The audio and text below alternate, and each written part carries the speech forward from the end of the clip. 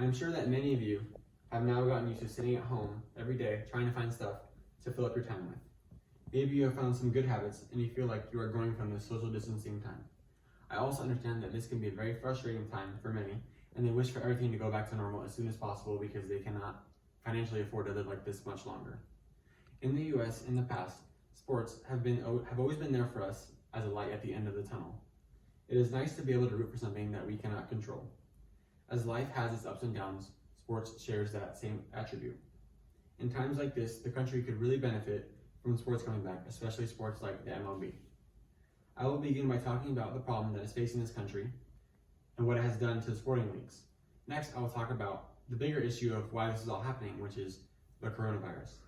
Lastly, I will talk about a solution to this issue that can have the MLB come back in the safest way possible.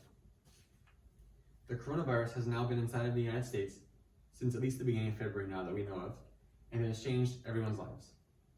Since March 12th, all sporting events in the US have been canceled, and none have continued as of today. It began early in March, mid to March, when NCAA programs were canceling their seasons and canceling their championships. The NCAA proceeded to cancel all of their remaining winter championships as well, including March Madness, which is one of the biggest sports tournaments in the entire United States. And they ended up canceling the spring championships and spring seasons, like baseball and softball. This ended the sporting careers of thousands of athletes across the country, and is very sad.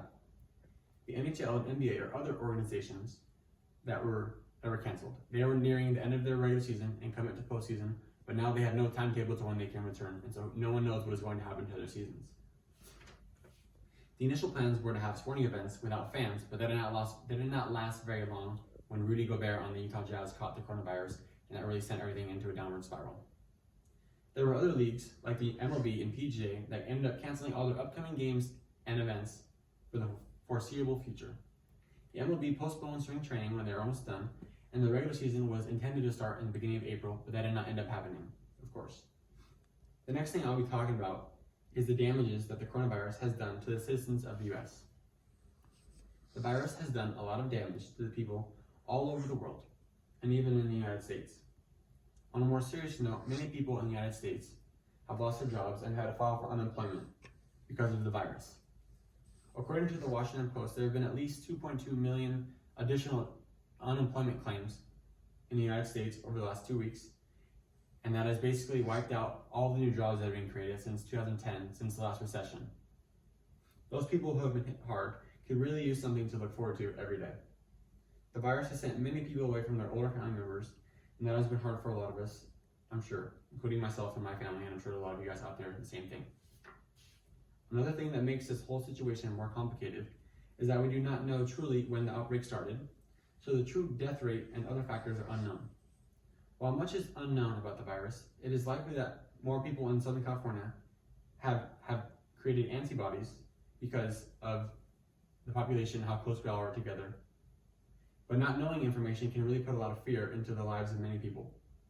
According to the New York Times, 6.4% of the people in the world that have tested for the virus have passed away.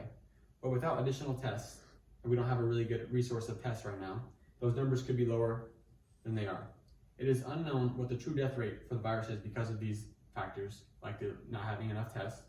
But many fear it is way worse than it actually is, and some are optimistic that it is not as bad as it is told out to be. With so much being unknown right now, it can be hard to find the positive side of things, and that brings me to the solution to bring baseball back. The next thing I'll be talking about is the most efficient and practical way to bring back the MLB also as safely as possible. The initial talks by inside knowledge to the MLB said that games would be tried to play in Arizona and Florida because of the spring training facilities that all the teams have there.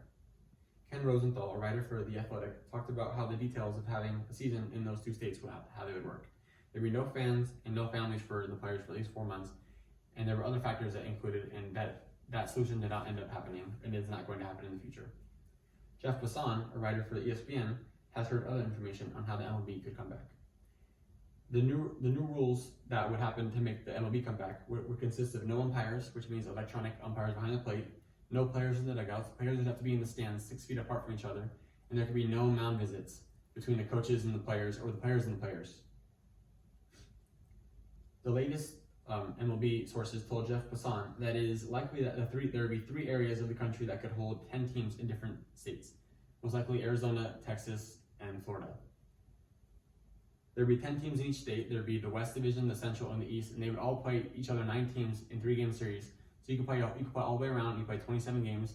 You do that twice. That's 54 games, and then hopefully they could be able to switch around, so they end up playing 108 regular season game, 108 regular game season, and then the playoffs would be in November, and a warm neutral site, and warm neutral sites. That is their best hope at how they can get this done. Of course, the players' union and the league have to come to an agreement in order for this to happen. Sports can have such a positive effect on those who watch them. Wilfred Sheed wrote a piece called "Why Sports Matter," and he talks about what sports can do for people. One of the glories of the human imagination is its capacity for alternative realities and its ability to live other people's lives to the emotional full, is what he wrote. That means people can use sports to get away from bad things that happen to them in their lives. For example, the first game after 9/11 at Shea Stadium between the Mets and the Braves. After 9/11, 10 days later, the Mets played the Braves there, and no one really knew what to expect out of the city of New York. Mike Piazza hit a two-run home run in the bottom of the 8th inning to come back and win the game for the Mets, and thousands of the people at the crowd went crazy. They were cheering, and millions of people at home that were watching did the same. And I think that something like that needs to happen for us, because that really shows us the light at the end of the tunnel and the positive things that can happen. Jeffrey Goldstein, in his book Sports, Games, and Play, talks about how captivated fans are of sports. He talks about how many people watched the last World Cup. He says that over 800 million people watched. Well, there were only 600 million TV sets. So what that means to me is that people would go out of their way to watch sports if they were there. So I think that bringing back sports right now would be really good, because everyone would want to watch them, and you see record numbers in a lot of sports. In conclusion, these are obviously difficult times that we are going through right now together, and it seems like it will be like that for a long time. It is my hope that bringing back the MLB will give hope to those who miss sports and are rooting for something. People who are emotionally invested in the sports everywhere, and bringing back the MLB for a 2020 season could have a very high positive impact on so many people everywhere. There are little kids out there who really do not know what is going on right now, and bringing back baseball could go a long way.